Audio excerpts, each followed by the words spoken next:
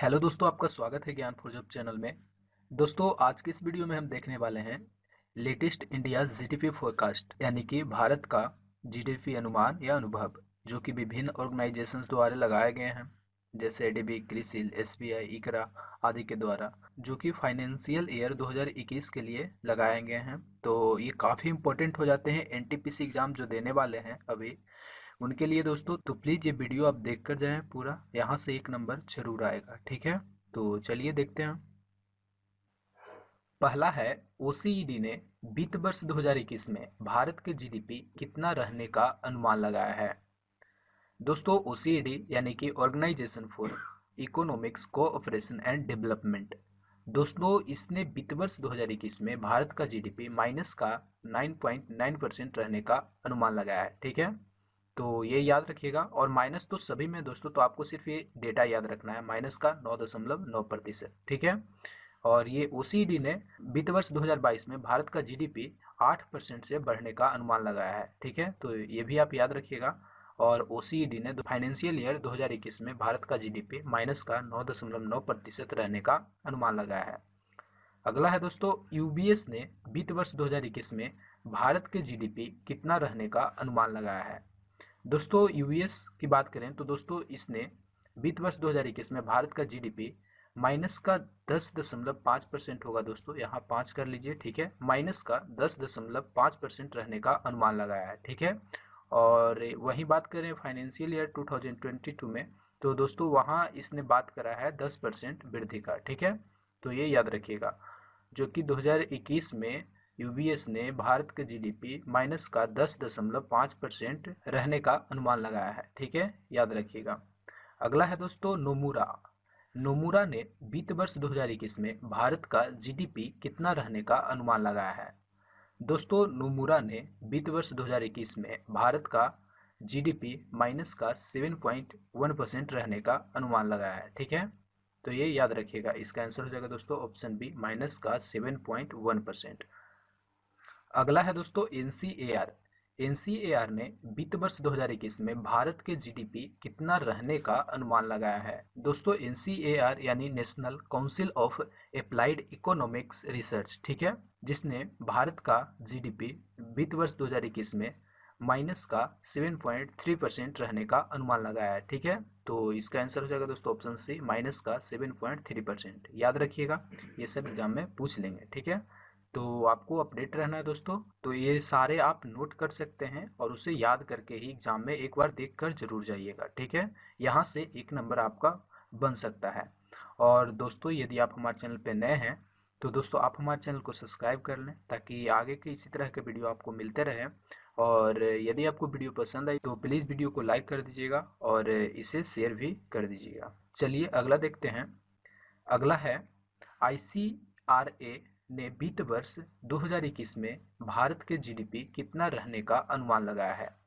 दोस्तों, इकरा की बात करें तो दोस्तों इसने फाइनेंशियल ईयर 2021 में भारत का जीडीपी जो है दोस्तों वो माइनस का 7.8% रहने का अनुमान लगाया है। ठीक है, तो ये याद रखिएगा। इसका आंसर होगा ऑप्शन ए, माइनस का 7.8%। ठीक है, अगला है दोस्तों, एसबीआई। एसबीआई ने वित्त वर्ष 2021 में भारत की जीडीपी कितना रहने का अनुमान लगाया है। दोस्तों, एसबीआई ने वित्त वर्ष 2021 में भारत का जीडीपी माइनस का 7.4% रहने का अनुमान लगाया है। ठीक है, और बात करें दोस्तों ये फाइनेंशियल ईयर 2022 में इसने 11% तक बढ़ने का अनुमान लगाया है भारत का जीडीपी। ठीक है, 11% से बढ़ने का अनुमान लगाया है फाइनेंशियल ईयर 2022 में। ठीक है, और 21 की बात करें दोस्तों तो माइनस का 7.4% रहने का अनुमान लगाया है एसबीआई ने। याद रखिएगा। अगला है दोस्तों, S&P ग्लोबल रेटिंग। दोस्तों, S&P ग्लोबल रेटिंग ने वित्त वर्ष 2021 में भारत का जीडीपी रहने का जो अनुमान लगाया है वो लगाया है माइनस का 7.7%। ठीक है, तो ये याद रखिएगा। इसका आंसर हो जाएगा दोस्तों ऑप्शन ए, माइनस का 7.7%। और वहीं इसने फाइनेंशियल ईयर 2022 में भारत का जीडीपी 11% से बढ़ने का अनुमान लगाया है। ठीक है, तो ये याद रखिएगा। अगला है दोस्तों, क्रिसिल। क्रिसिल ने वित्त वर्ष 2021 में भारत का जीडीपी कितना रहने का अनुमान लगाया है। दोस्तों क्रिसिल की बात करें तो इसने वित्त वर्ष 2021 में भारत का जीडीपी माइनस का 7.7% ही रहने का अनुमान लगाया है। ठीक है, तो ये याद रखिएगा। CRISIL and S&P global rating ने भारत का जीडीपी वित्त वर्ष 2021 में माइनस का 7.7 रहने का अनुमान लगाया है। ठीक है, और बात करें दोस्तों क्रिसिल की, तो दोस्तों ये फाइनेंशियल ईयर 2022 में दोस्तों इसने भारत का जीडीपी 10% से बढ़ने का अनुमान लगाया है। ठीक है, तो ये भी आप ध्यान रखिएगा। अगला है एडीबी।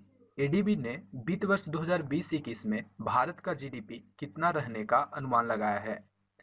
दोस्तों एडीबी ने भारत के जीडीपी 2020-21 के यानी कि 2020 के तीसरी तिमाही की बात कर रहा है दोस्तों। ठीक है, तो ये भी आप ध्यान रखिएगा। इसने भारत की जीडीपी माइनस का 8% रहने का अनुमान लगाया है। ठीक है, तो ये ध्यान रखिएगा। तो इसका आंसर हो जाएगा दोस्तों ऑप्शन ए। ठीक है, अगला है बर्कलेज। बर्कलेज ने वित्त वर्ष 2021 में भारत की जीडीपी कितना रहने का अनुमान लगाया है। दोस्तों बर्कलेज ने वित्त वर्ष 2021 में भारत का जीडीपी माइनस का 6.4% रहने का अनुमान लगाया है। ठीक है, तो ये याद रखिएगा। तो इसका आंसर हो जाएगा दोस्तों ऑप्शन ए -6.4%। और बात करें फाइनेंशियल ईयर 2022 में इसने भारत का जीडीपी 8.5% से बढ़ने का अनुमान लगाया है। ठीक है, तो ये भी आप ध्यान रखिएगा।